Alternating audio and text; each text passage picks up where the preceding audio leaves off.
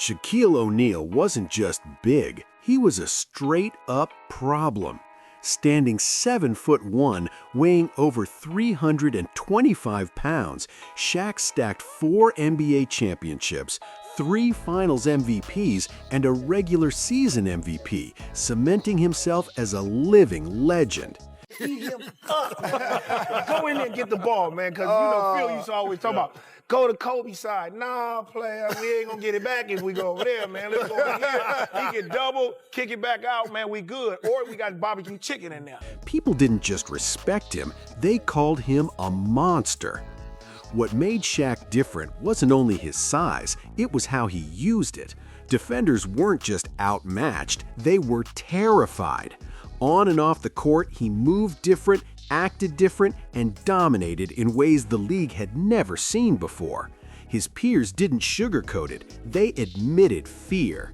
Shaq was crazy. Remember the Shaq and Lou Amundsen back and forth? Remember when Shaq took his mouthpiece and put it in his tights during shoot-around? Shaq entered the NBA in 1992 as the #1 pick by the Orlando Magic, and from day one, he broke the game.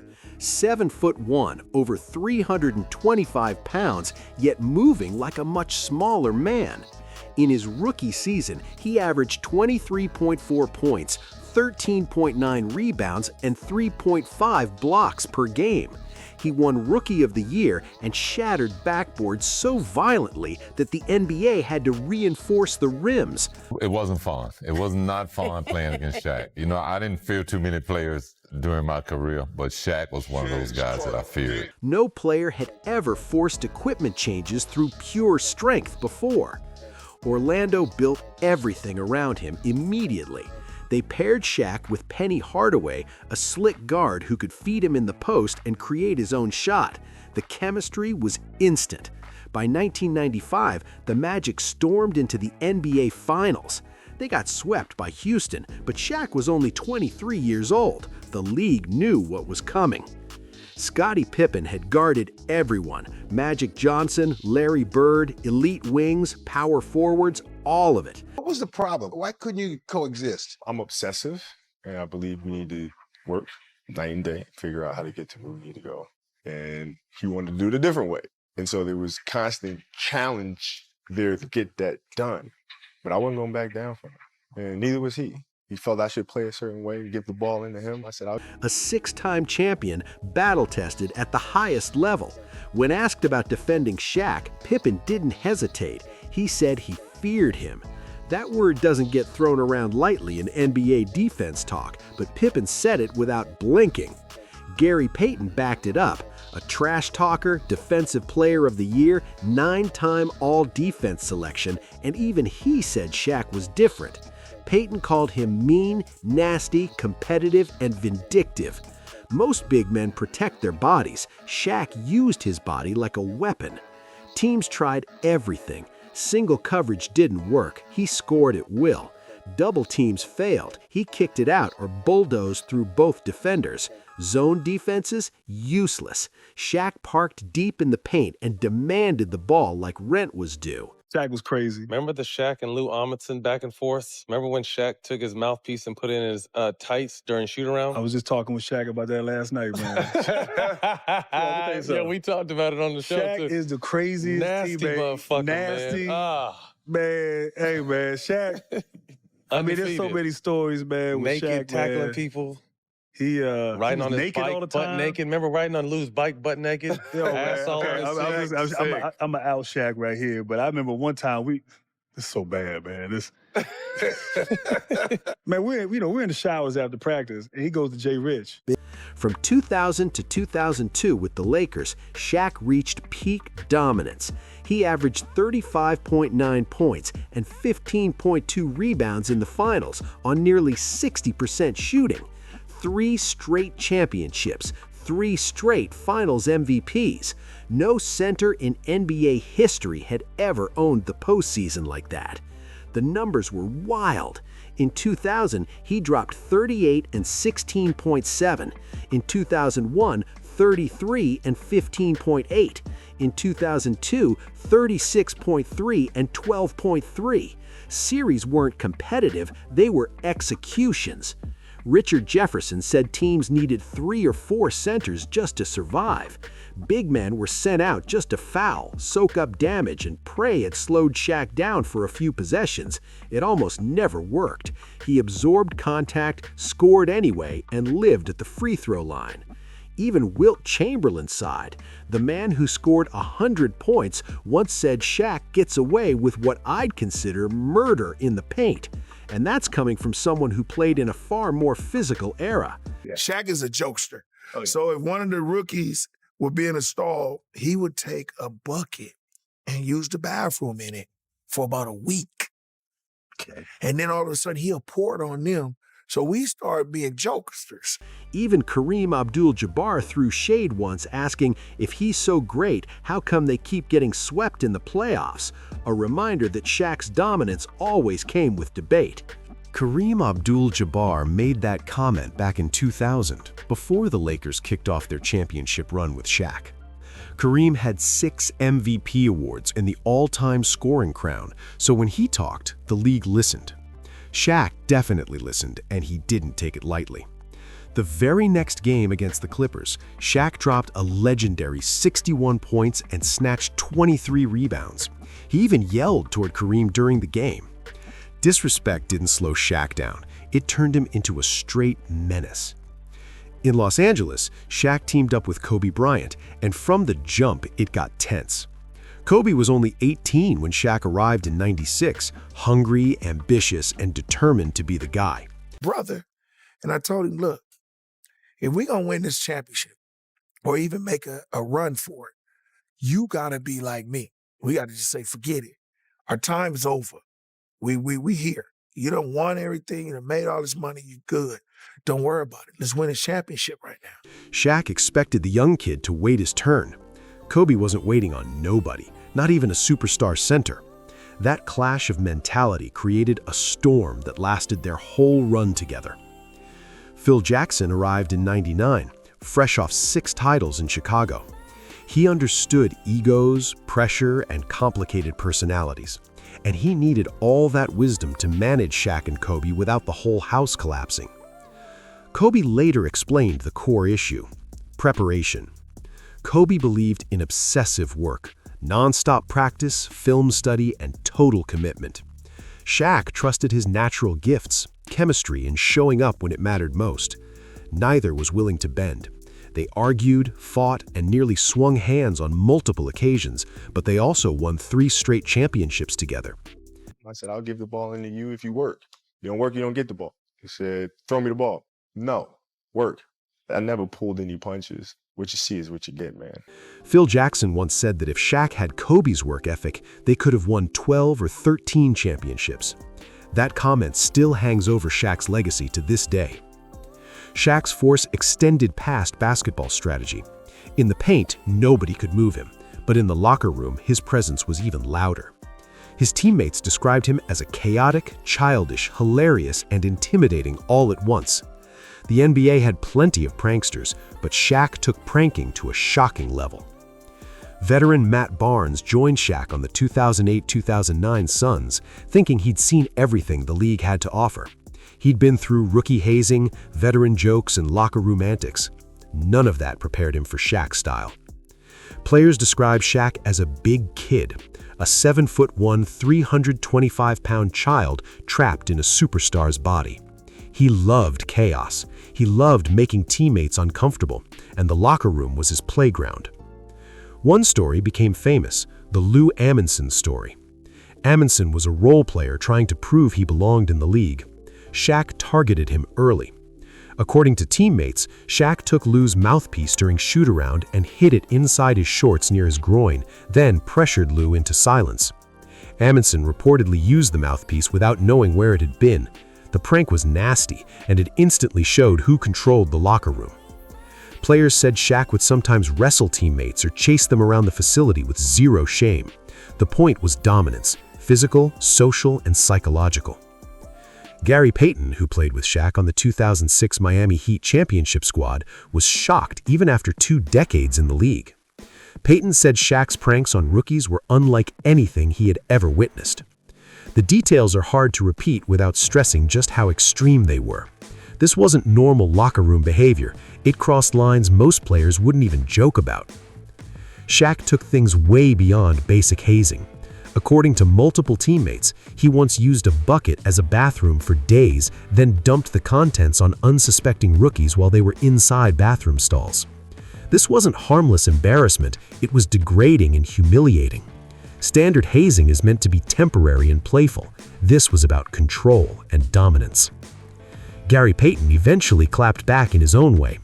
His response was light compared to what Shaq had done, but it still became legendary. He stole Shaq's underwear and kept it as a trophy, later framing it in his house. The moment became locker room lore. Shaq didn't care at all.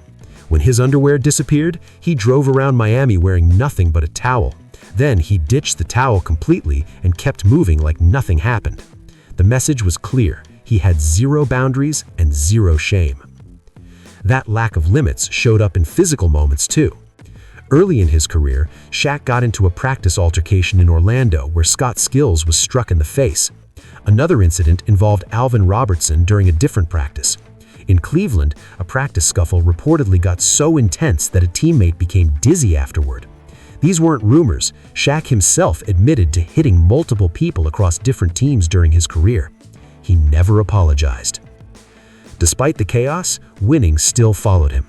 The Miami Heat captured the 2006 championship, giving Gary Payton the only ring of his career.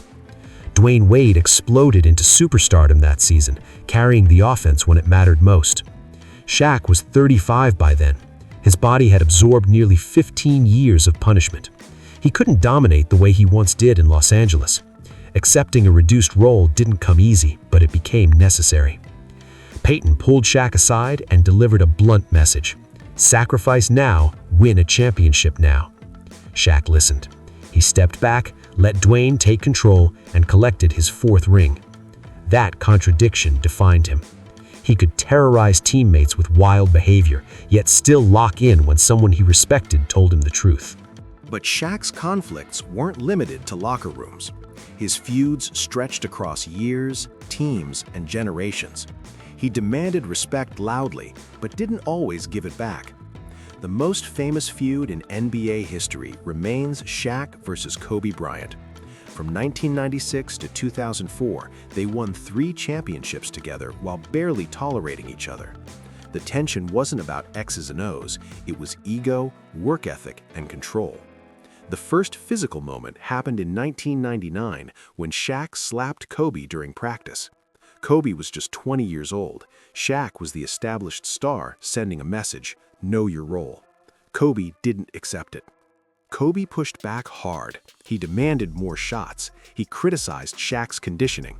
By the 2003-2004 season, the feud spilled into public view. Kobe told ESPN that Shaq showed up out of shape and exaggerated injuries. He questioned Shaq's commitment to winning. Shaq fired back by calling the Lakers his team and brushing off Kobe's complaints.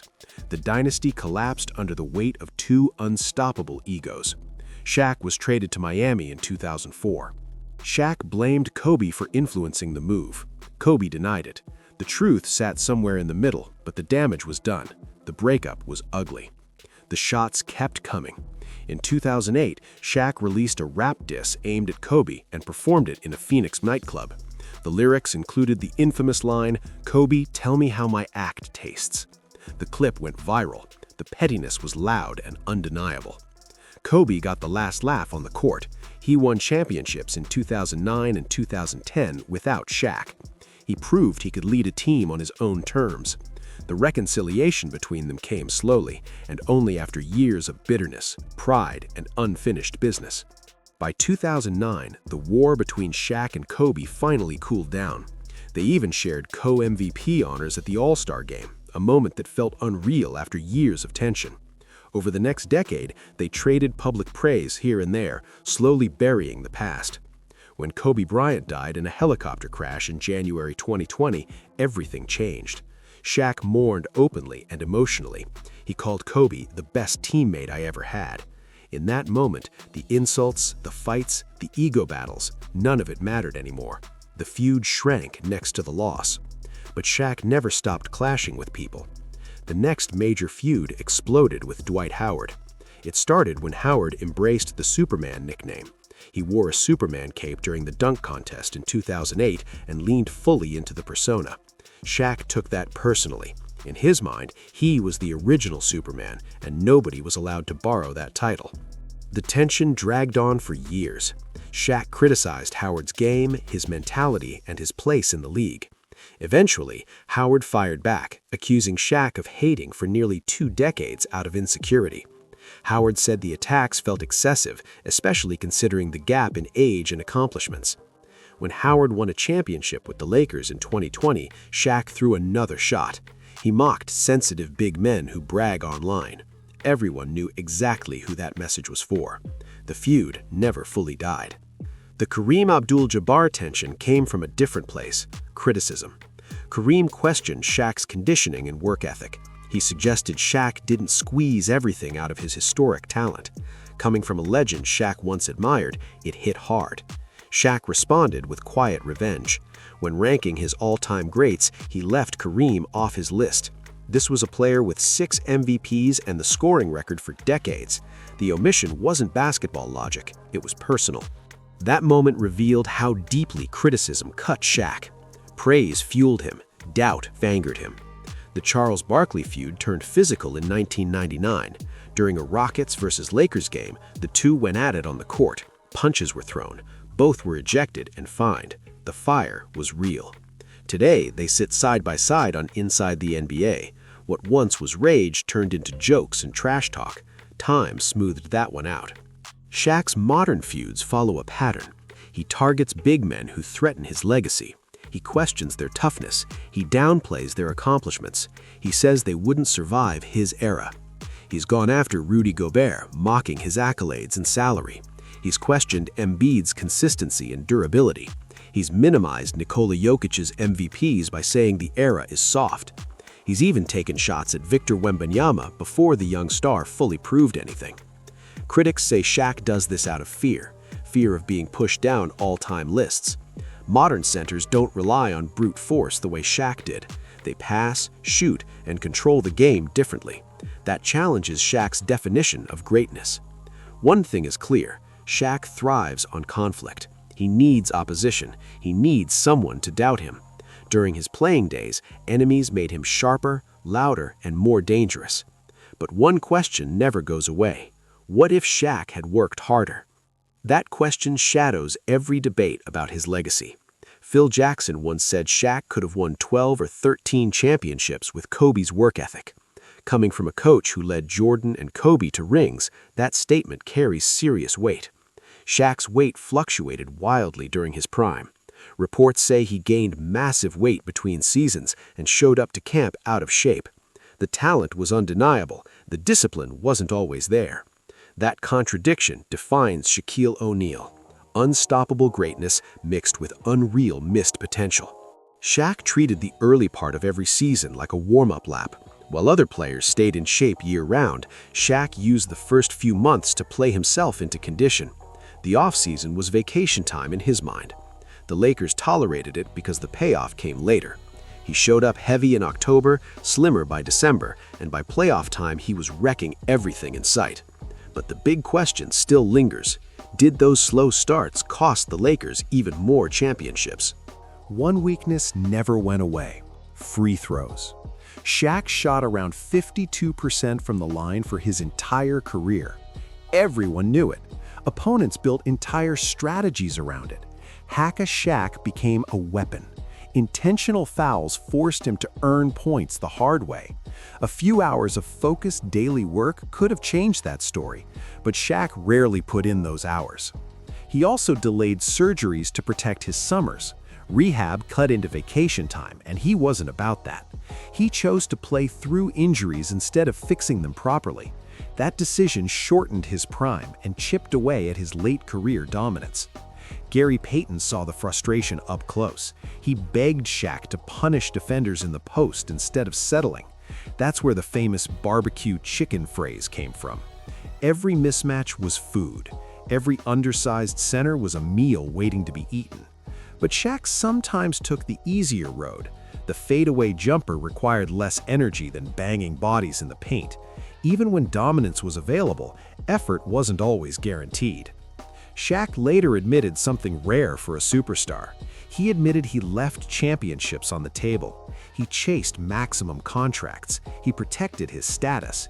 He didn't always step aside when younger stars emerged.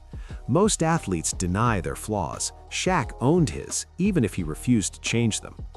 That tension sat at the heart of the Shaq and Kobe conflict. Kobe believed championships demanded obsession. No shortcuts, no excuses. When Kobe confronted Shaq, he was blunt and cold. You don't work, you don't get the ball. Kobe watched Shaq coast through regular seasons. He watched him arrive out of shape. He watched him take plays off. Kobe refused to reward that with easy buckets. That divide created two versions of Shaq's legacy. By achievements, he's untouchable.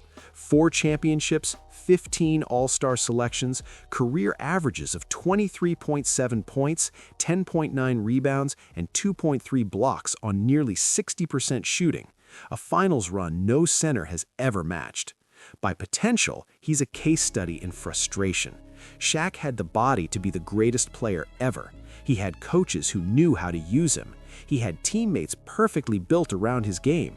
And he chose not to maximize everything. That's what hurts the most. Watching someone choose very good when all-time best was sitting right there. Shaq made that choice again and again. Comfort over excellence, vacation over rehab, fadeaways over destruction. Those choices didn't stop championships, but they may have stopped more championships. That difference shapes how history remembers him. The monster's impact is undeniable, but the what-ifs never disappear. Shaquille O'Neal retired in 2011 after 19 seasons. His playing days ended, but his voice didn't. He moved straight into television, joining Inside the NBA on TNT. Alongside Charles Barkley, Kenny Smith, and Ernie Johnson, Shaq found a new stage. They argue, they laugh, they debate legacies, and the show became legendary, stacking Emmy Awards while Shaq continued shaping basketball conversations long after the final buzzer. Shaq's presence still guarantees controversy every time he opens his mouth. On TV, online, or in interviews, he keeps judging players, sparking feuds, and generating headlines. The monster never disappeared. He just switched arenas. On the court, his legacy is locked in.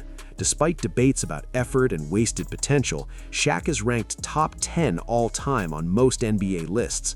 In 2021, he was named to the NBA's 75th anniversary team, a permanent stamp on history. His jerseys hang in 3 cities. Orlando retired his number even after he left. Miami retired his number for delivering a championship. Los Angeles went further. They built a statue outside the arena to honor the dynasty he anchored. Few players leave fingerprints across the league like that. The numbers back it up. Shaq ranks 9th in career points, 6th in field goals made, 15th in rebounds, and 8th in blocks. He led the NBA in field goal percentage 10 times. That efficiency confirmed what defenders already knew. Stopping him straight up was impossible. Shaq didn't just dominate games, he changed strategy. Teams couldn't guard him one-on-one. They stockpiled big men just to soak up fouls. They packed the paint. They invented defensive schemes specifically for him. Hack-a-Shaq was created out of desperation. Teams intentionally fouled him, betting his free throws would hurt less than his power in the paint. Sometimes it worked. Most nights it didn't. The fact that teams tried at all shows how overwhelming he was. His dominance was literal. Backboards shattered, rims bent. The NBA had to reinforce equipment because of him. No other player forced the league to upgrade infrastructure through raw strength alone. Off the court, Shaq built a massive business empire. He owns stakes in restaurants and franchises, he appears in films, he releases music, he hosts podcasts. The brand he created during his playing days still prints money. There's another side people forget. Shaq earned an MBA in 2005 and a doctorate in education in 2012. Even though leaving college early, he never stopped learning. He valued education deeply, even when his public image said otherwise. He gives back, too. He supports youth organizations, mentors young athletes, and donates to education-focused causes. The philanthropy clashes hard with the locker room horror stories, but that contradiction is the point. The same man who humiliated teammates later funded programs for kids. The same man who fought in practice gives speeches about teamwork. The same man who questioned others' work ethic skipped off-season rehab himself.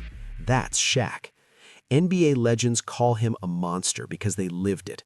Defenders felt his strength. Teammates felt his chaos. Coaches had to manage him. Scottie Pippen feared him. Gary Payton marveled at him. Kobe Bryant fought him. Phil Jackson coached him while balancing genius and madness. Everyone who crossed paths with Shaq had to adjust. The monster is still here. He still speaks without filters. He still stirs debates. He still demands attention. That's his lasting impact, impossible to ignore. 4 championships, 15 All-Star appearances, 19 seasons of terror, and decades later, he still controls the conversation. Legends revealed why Shaq earned the title monster because they experienced it firsthand. They saw the greatness. They endured the frustration. They witnessed the dominance and the chaos. Shaquille O'Neal wasn't just built to dominate basketball. He chose to dominate every space he entered.